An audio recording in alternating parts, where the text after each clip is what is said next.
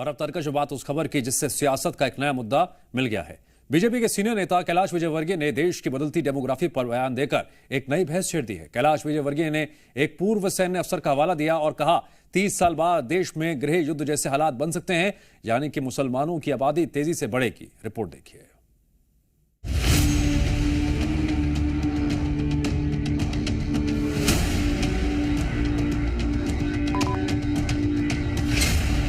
जिस प्रकार की हमारे देश के अंदर डेमोग्राफी बदल रही है, हमें इसके ऊपर विचार करना है। डेमोग्राफी चेंज हो ही रहा, अगर किसी को नहीं दिखाई देता है, वोट के लिए अंधे हो जाते हैं। क्या वाकई देश की डेमोग्राफी बदल रही है? क्या 30 साल बाद भारत में गृह युद्ध शुरू हो जाएगा? क्या सचमुच देश में अल्पसंख्यकों के दर्जे पर विचार जरूरी है? बीजेपी के वरिष्ठ नेता और मध्य प्रदेश सरकार में कैबिनेट मंत्री कैलाश विजयवर्गीय ने एक कार्यक्रम में कुछ इसी तरह का दावा किया। मिलिट्री के रिटायर ऑफिसर, वो काफी सामाजिक काम में, उन्होंने कहा 30 साल बाद इस देश के अंदर गृह युद्ध प्रारंभ हो जाएगा। 30 साल बाद आप लोग रह नहीं पाएंगे, ऐसी स्थिति बन सकती है जिस प्रकार की हमारे देश के अंदर डेमोग्राफी बदल रही है। कैलाश विजयवर्गीय अकेले नेता नहीं हैं जो देश की डेमोग्राफी को लेकर सवाल उठा रहे हैं। केंद्रीय मंत्री गिरिराज सिंह ने भी ये बता दिया कि ऐसे दलों की कमी नहीं है जो बदलती डेमोग्राफी पर आंखें मूंद बैठे हैं। तो ये गृह युद्ध का तो तैयारी है ही। डेमोग्राफी चेंज हो ही रहा, अगर किसी को नहीं दिखाई देता है, वोट के लिए अंधे हो जाते हैं, क्योंकि अलायंस किए हैं। देश में बदलती डेमोग्राफी को लेकर सवाल इसलिए भी उठ रहे हैं क्योंकि पिछले 70 साल में हिंदुओं की आबादी 6% कम हो चुकी है, जबकि इसी दौरान मुसलमानों की आबादी 9.80% से बढ़कर 14.2% हो चुकी है।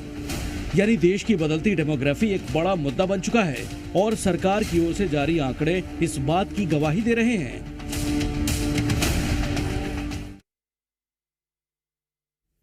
कैलाश विजयवर्गीय के बयान के बाद सियासी संग्राम छिड़ गया है। कांग्रेस के पूर्व विधायक कुणाल चौधरी ने तंज कसते हुए कहा, बीजेपी अंग्रेजों की परिपाटी पर काम कर रही है, बीजेपी भारत को खंड खंड करना चाहती है।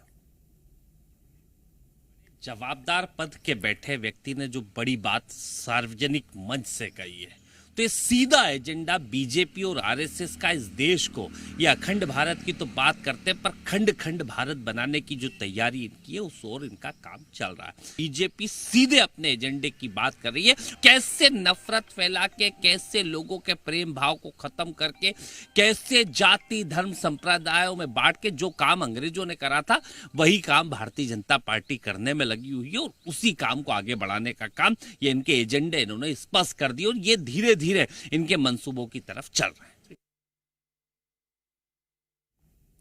तो हिंदुओं पर डेमोग्राफी वाला खतरा, ये बयान जो है कैलाश विजयवर्गीय ने दिया है, जिसके बाद मध्य प्रदेश की सियासत गर्मा गई है। और अब देखने वाली बात ये होगी कि जब कैलाश विजयवर्गीय कुछ कहते हैं तो उसका असर दूर दूर तक भी होता है। इस बार उन्होंने जो बयान दिया है और कांग्रेस ने पलटवार किया है, आने वाले दिनों में ये मुद्दा और कहां गूंजेगा, कहां सुनाई देगा, और क्या वाकई बदल रही है देश की डेमोग्राफी। इस रिपोर्ट में आप ये भी देख रहे थे आंकड़ों के मद्देनजर कि पिछले कई सालों में हिंदू आबादी कितनी बढ़ी और मुस्लिम आबादी कितनी बढ़ी, और इस लिहाज से आने वाले 30 सालों में यह आबादी कहां तक पहुंच जाएगी।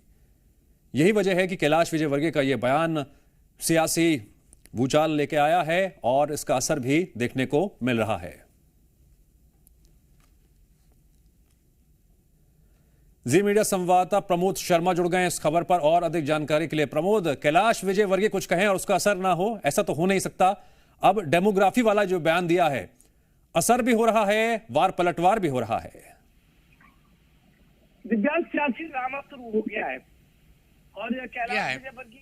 और कैलाश विजयवर्गीय के बयान के बहुत सारे मायने निकाले जा रहे हैं।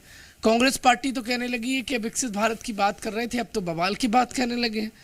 कुल मिलाकर कैलाश विजयवर्गीय ने आशंका जाहिर की और उनके बयान को यदि पूरा सुना जाएगा तो उन्होंने कहा कि वो एक जो रिटायर्ड अफसर है संभवतः उनके पास बैठे थे और हालात पर उन्होंने आशंका जाहिर की है और इसी को लेकर सियासी वखेड़ा खड़ा हो गया है। अलग अलग सियासी मायने निकाले जा रहे हैं उनके इस बयान के।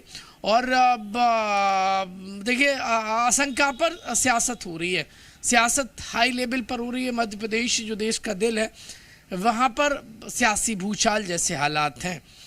दरअसल कल इंदौर में कैलाश विजयवर्गीय ने कहा था कि आगामी 30 साल बाद गृह युद्ध जैसे हालात बन सकते हैं, और उस पर सियासत हो रही है। प्रत्यक्ष पलटवार किए जा रहे हैं इन सब के बीच में, और 30 साल बाद क्या होगा वो राम जाने। लेकिन सबको एक साथ होने की जरूरत है, देश को संगठित रखना है, देश को विकसित बनाना है। सियासत चलिए, वक्त का मैं प्रभु, मुझे आपको रोकना होगा। जानकारी के लिए आपका शुक्रिया।